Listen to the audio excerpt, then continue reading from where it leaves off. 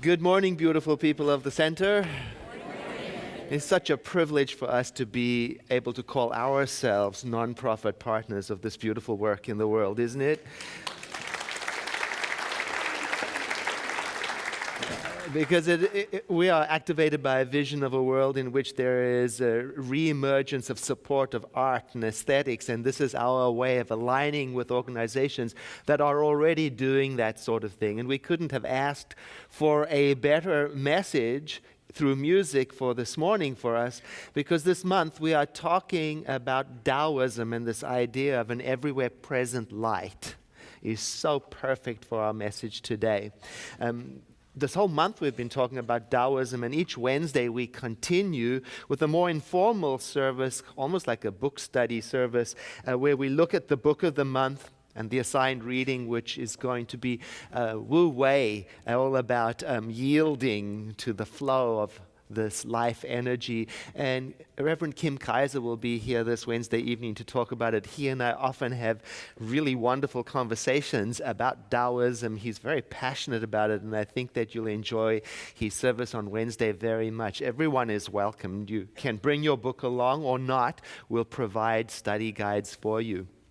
As I read this beautiful little book, Simple Taoism, A Guide to Living in Balance, I'm remembering how Taoism encourages us to look at things, to listen, to pay attention to how water flows, to how the wind blows, to how a tree grows, and to find in all of that guidance, messages for how to live our own lives, and particularly how to live together with each other in society. There are things that help us live together in society. For example, rules of conduct. That helps, especially the ones we agree upon. For example, our agreement that red at a traffic intersection on a light means stop is very helpful. And it prevents mayhem and carnage when we agree with it. And this is the kind of agreement that promotes the successful and harmonious flow of life. But there are other kinds of rules that can be problematic, rules that can even be damaging when they go in the opposite direction of the natural flow.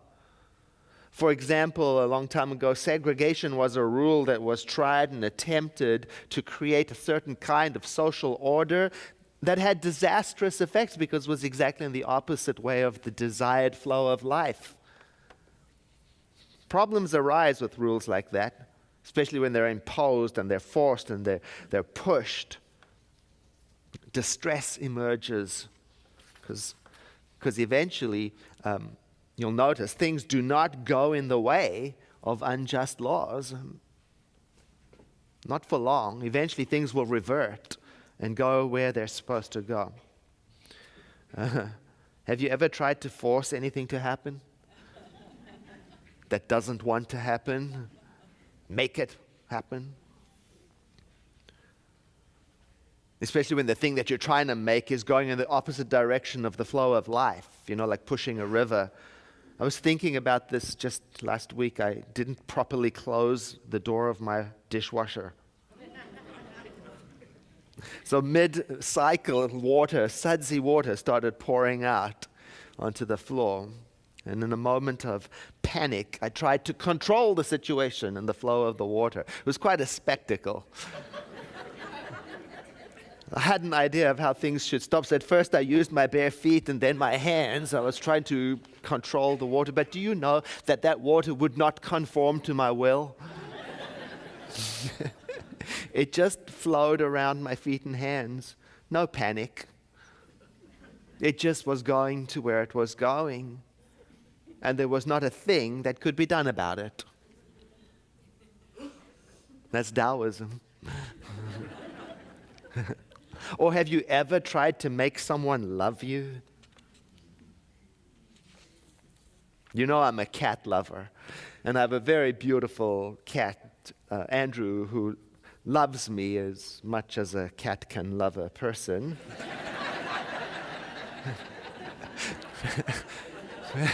But I remember before Andrew, I once lived with a cat many years ago, and I wanted him to love me so very, very much. And he barely tolerated me. He just lived there.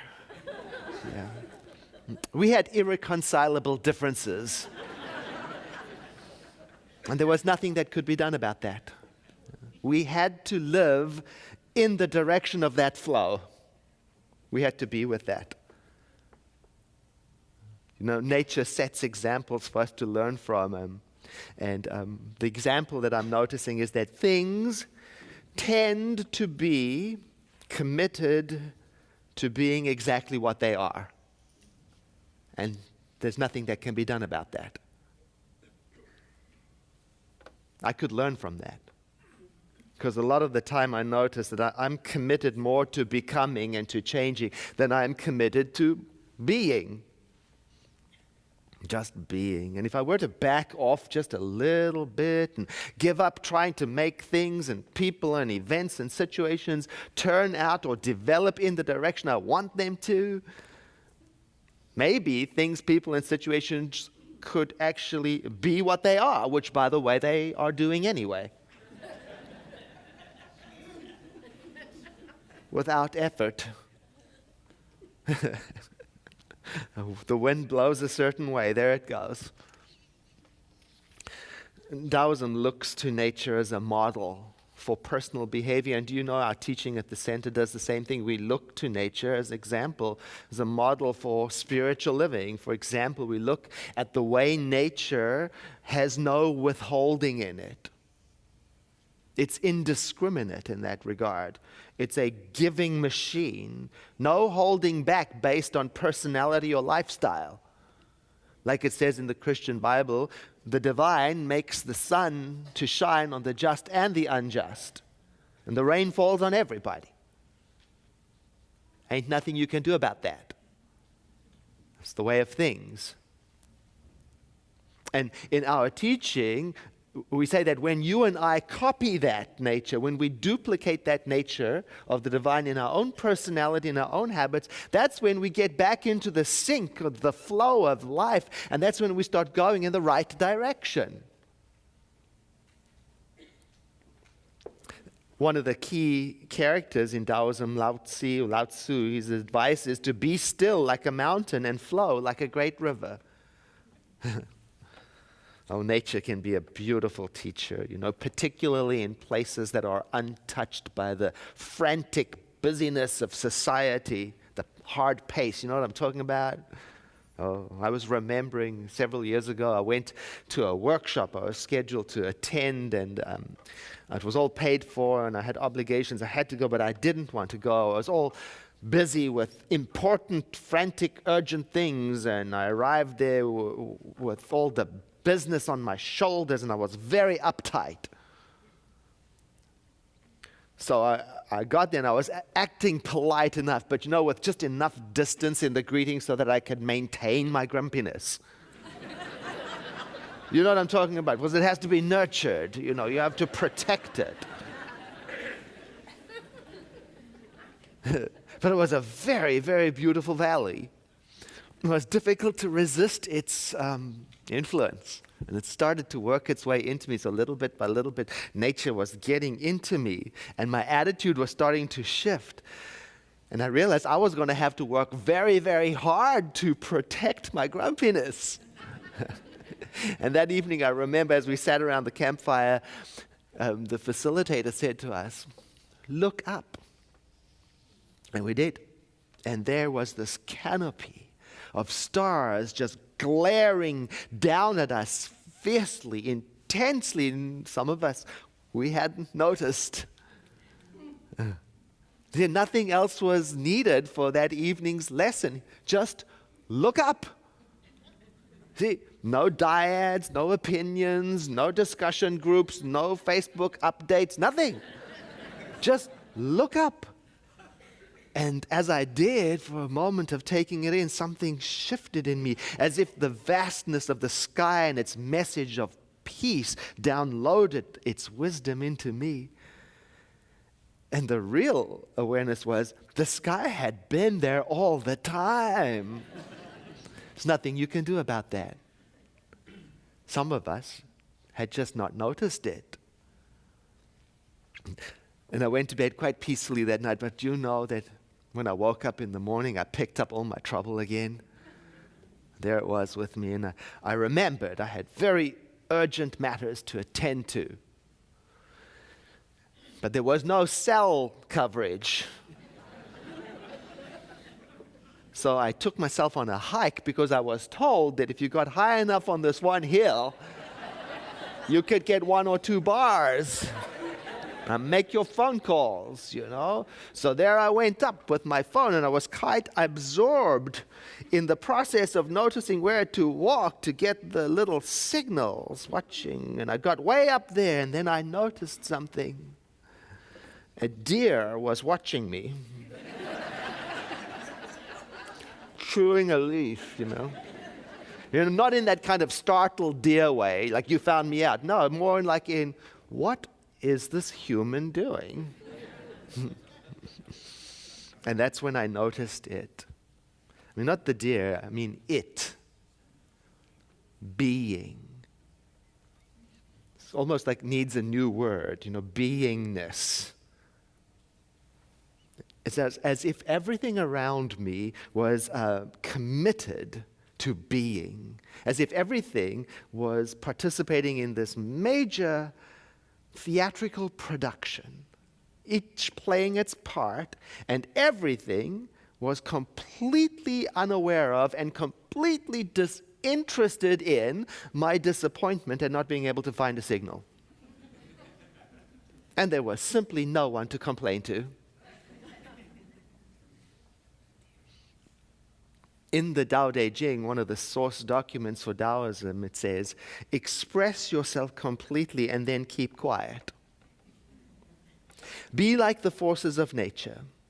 When it blows, there is only wind. When it rains, there is only rain. When the clouds pass, the sun shines through. If you open yourself to the Tao, you are at one with the Tao, and you can completely embody it. If you open yourself to insight, you're at one with insight, and you can use it completely. If you open yourself to loss, you're at one with loss, and you can accept it completely. Open yourself to the Tao, then trust your natural responses, and everything will fall into place. I think I learned a little bit of that lesson up on the hill that day, right from nature. I remembered how easy it is to fall into struggling with forcing things to happen, and then to call everything urgent and important, and to focus down on those two qualities. No, there's nothing wrong with climbing up a hill to get a signal to make an important phone call. But I learned that there are different styles of walking up a hill to find a signal. For example, one style of walking up a hill is characterized by frantic, desperate, focused energy that looks down and doesn't notice the sky.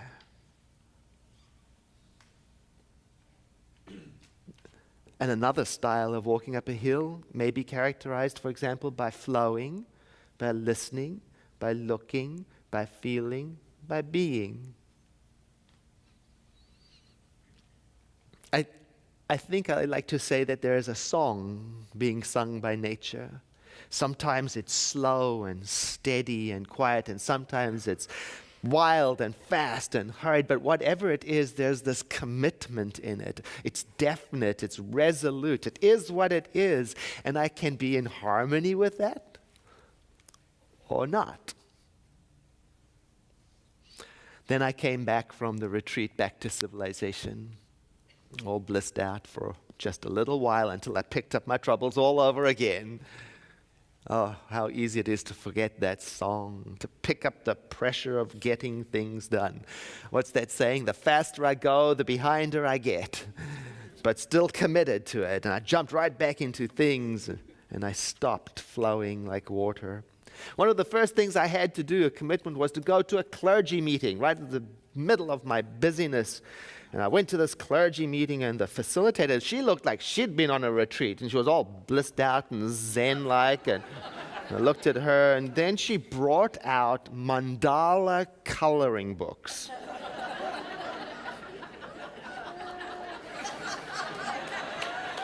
And paints and pens, and she said all serenely, "Your task is to simply enjoy this hour." And my response was, "You've got to be kidding. Where's the door? There's a river somewhere I have to push." And some of my colleagues shared with me they had similar responses, as we were overcome with our importance of our busyness and our urgency, how can't be doing this. So we got a moment of pause, and we stopped and we looked at what was going on, and we relaxed, and then we got into it. And it is important to get into it, because that's what nature does. It gets into it. And nature is not only in the forest and the trees no, nature is also in you and me. I am in nature, nature is in me and in also you. So wherever I am, in the office, in the gym, in a clergy meeting, I may not have a pond or a tree, but that doesn't have to stop me from taking the time to sit and to get into it. Oh, have you ever taken the time to color in a mandala for a whole hour uninterrupted? This little book has got exercises just like that to suggest to us. For example, this one, an exercise in not knowing. This exercise is best done when you have an hour or two of free time. Go to a museum of your choosing, for example, an art museum. When you get there, let yourself wander around without anything in mind. Look at what is there. And then let your natural reactions guide you as to what to do next. Wander from room to room. Look at the art that you feel drawn to. Do not force yourself to analyze the art. You can vary this by going to a park or a library without having any purpose in mind. Experiment with not knowing and simply experience. Oh, it's beautiful. And this week, it's been refreshing for me to remember that and to reflect on now and then, when I'm getting all back into my busy and my importance and my urgency, to reflect that somewhere there is a rock or a tree or a painting right now that does not care about the importance and urgency of my plan.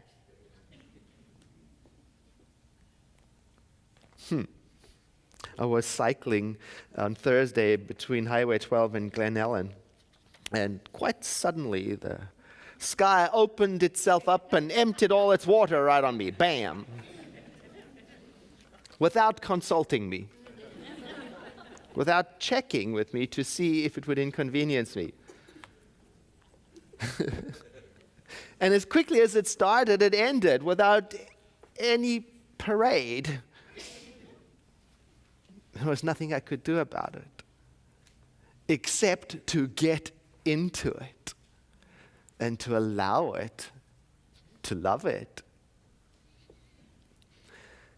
Chapter 36 of the Tao Te Ching says, if you want to shrink something, you must first allow it to expand. If you want to get rid of something, you must first allow it to flourish. If you want to take something, you must first allow it to be given. This is called the subtle perception of the way things are. The soft overcomes the hard, the slow overcomes the fast. Let your workings remain a mystery, just show people the results. So this week, I think I'm going to recommit. I'm going to recommit to being less forceful in my thinking, less hard thinking, more being. I'm going to try to be more of a witness. I'm going to observe. I'm going to try a little bit more to abandon, to step back from controlling things, even the difficult things and the legitimately urgent things. I'm going to try at the same time to look up metaphorically and have the download of wisdom part of my reality. That's an amazing project. To flow like water, even when things are urgent and difficult and compelling. You see, because the reason why I was trying to get up that mountain at that retreat so many years ago when both my parents were still alive was because I needed to make a phone call because my mother had called me just before I left and told me that my father was very, very ill. And so I was compelled to find out what had happened. But what I learned from that was I was going to have to go up the hill one way or the other, make the phone call one way or the other, and even in those urgent, important, meaningful moments of life, I still am better and more effective when I'm not forcing or controlling or insisting. I learned that. I was going to make the communication anyway, somehow. Somewhere. To flow like water. What a gift. In chapter 37 of the Tao Te Ching, it says, the Tao never does anything, yet through it all things are done. If powerful men and women could center themselves in it, the whole world would be transformed by itself, in its natural rhythms. People would be content with their simple everyday lives, in harmony and free of desire. Where there is no desire, all things are at peace. Wow. Well, let us use that as a stepping stone to a moment of shared prayer. So I invite you to breathe in with me. And as you exhale, let your eyes close if that feels comfortable for you, as we contemplate together this ground of all being, this reality that some call divinity or God or life, whatever word you use for it is just fine.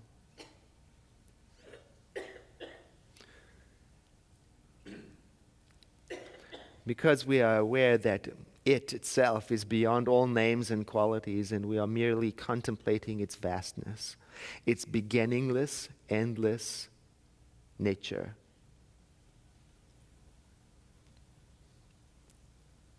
So that we may remember that we live and breathe and move and have our being within it.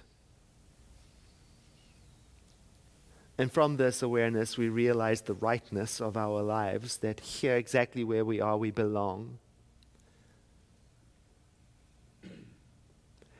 And up from this realization comes the opening. The opening to flow in the direction of life itself.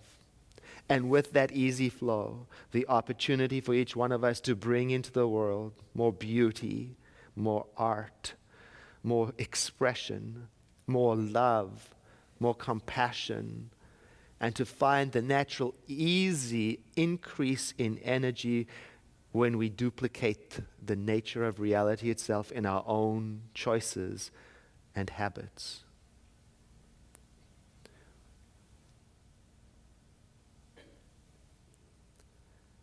With gratitude for this moment of shared prayer, and with the understanding that it is done to us as we believe according to spiritual law, we simply accept that something wonderful has happened for us and for our world as a result of this prayer.